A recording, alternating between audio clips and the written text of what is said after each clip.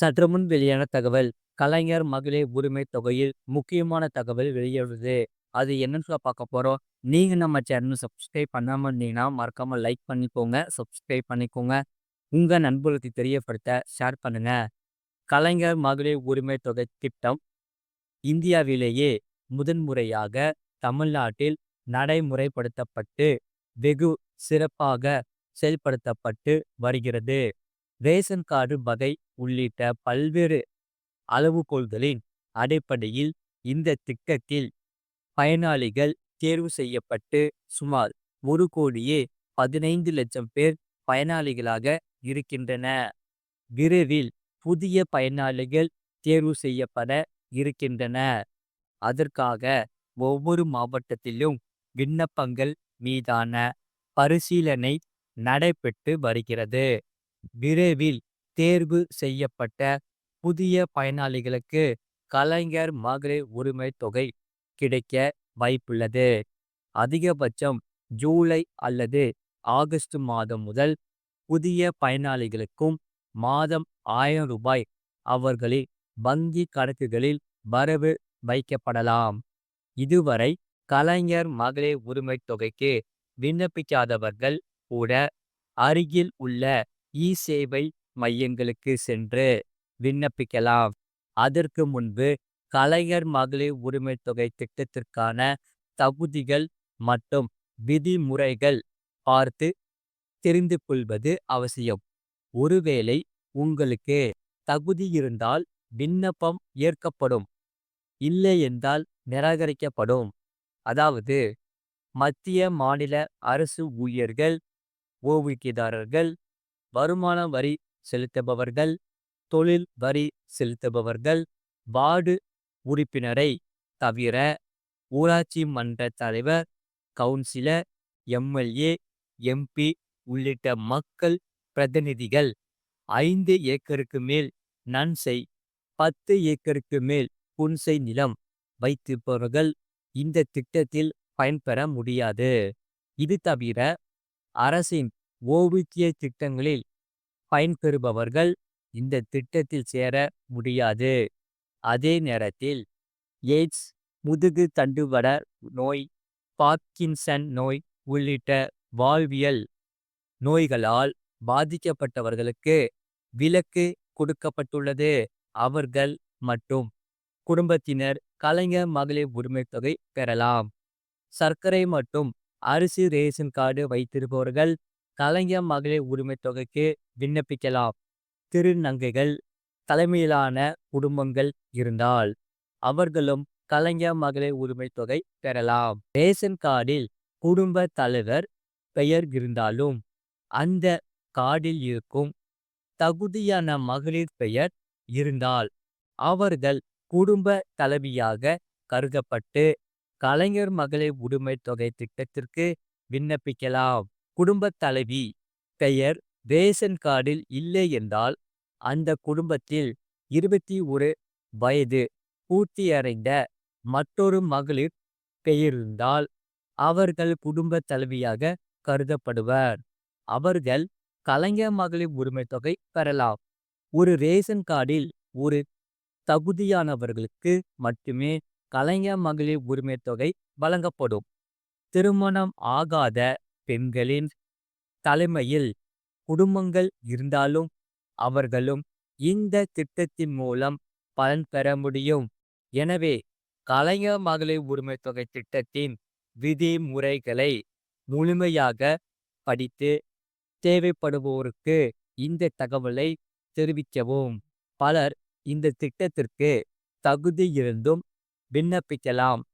விண்ணப்பிக்காமல் இருக்கின்றனர். அவர்களுக்கு இந்த தகவல் பேருதவியாக இருக்கும். இது தவிர இன்னும் சில விதிமுறைகள் மற்றும் விதி விலக்குகளும் இருக்கின்றன. கலைஞர் மகளிர் உரிமை தொகை வெப்சைட்டுக்கு சென்று திட்டம் பற்றி படித்து தெரிந்து கொள்ளுங்கள்.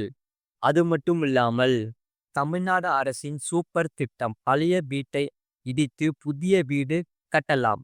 அதுதான் பார்க்க போறோம். நீங்க நம்ம சேனல் சப்ஸ்கிரைப் பண்ணாம இருந்தீங்கன்னா மறக்காம லைக் பண்ணிக்கோங்க, சப்ஸ்கிரைப் பண்ணிக்கோங்க. உங்க நண்பர்களுக்கு தெரியப்பட்டவும் ஷேர் பண்ணிக்கோங்க. தமிழ்நாட்டில் கலைஞர் கனவு இல்லம் என்ற திட்டம் புது வீடு என்பவர்களுக்காக செயல்படுத்தப்பட்டு வருகிறது. அதே நேரத்தில் பழைய வீட்டில் இருப்பவர்கள் அதை மறுகட்டுமானம் செய்ய நினைத்தால் அதற்கும் தமிழ்நாடு அரசு நிதியுதவி அளிக்கிறது.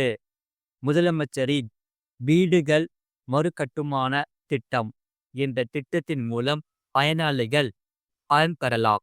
இந்த திட்டம் குறித்த அறிவிப்பு இப்போது வெளியாகியுள்ளது.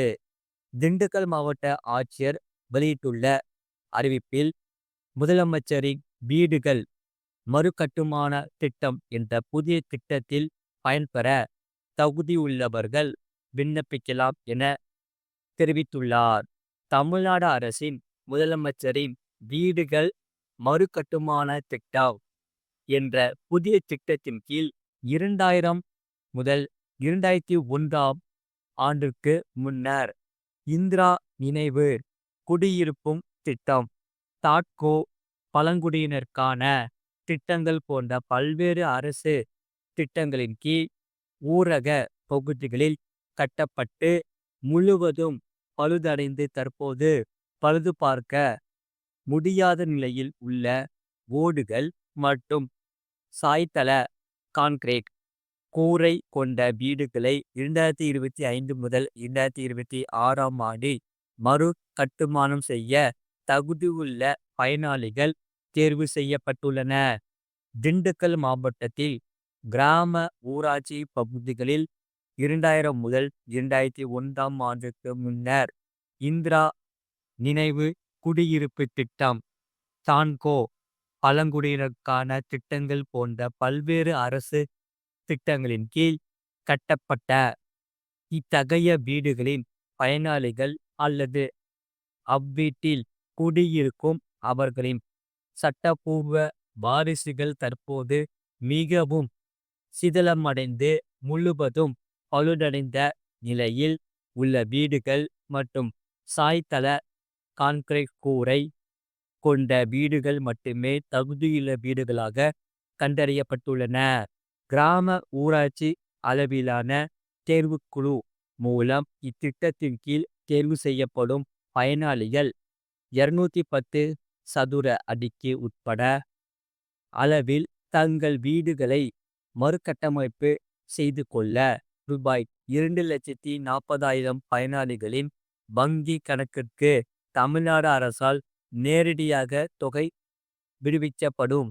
ஆகவே மேற்காணும் வீடுகளில் குடியிருப்போர் தங்களது நில உடைமை ஆவணங்களான பட்டா அல்லது பத்திரம், ஆதார் அட்டை, பயன்பாட்டில் உள்ள வங்கி கணக்கு புத்தகம், மகாத்மா காந்தி தேசிய ஊராட்சி வேலை உறுதி திட்ட அடையாள அட்டை, குடும்ப அட்டை, பயனாளியின் பாஸ்போர்ட் அளவிலான புகைப்படம், அலைபேசி எண் மற்றும் தற்போது குடியிருக்கும் வீட்டின் பழுதின் நிலை தெரியும் வகையில் உட்புறம் மற்றும் வெளிப்புறம் எடுத்த வண்ண புகைப்படம் போன்ற ஆவணங்களுடன் தங்கள் விண்ணப்பங்களை ஊராட்சி ஒன்றிய அலுவலகங்கள் அல்லது திண்டுக்கல் மாவட்ட ஆட்சியர் அலுவலக வளாகத்தில் உள்ள மாவட்ட ஊரக வளர்ச்சி முகமை அலுவலகத்தில் நேரடியாகவோ அல்லது சம்பந்தப்பட்ட ஊராட்சி